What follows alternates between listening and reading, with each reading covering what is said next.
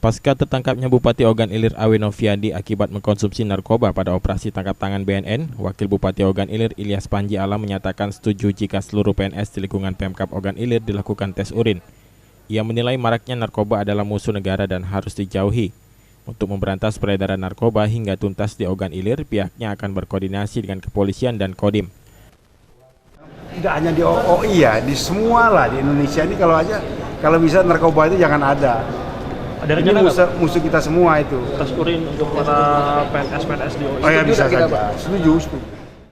Sebelumnya, saat penggerebekan Minggu malam oleh BNN di rumah pribadi Ogan Ilir, Ilyas Panji sempat dibawa ke kantor BNNP Sumsel. Namun setelah dilakukan tes urin, ternyata Ilyas dinyatakan negatif.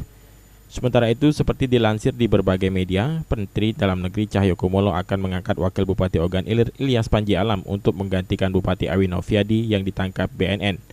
Namun Mendagri meminta sebelum pengangkatan dilakukan, Ilyas Panji harus menjalani tes urin terlebih dahulu. Julius Gaul, PAL TV.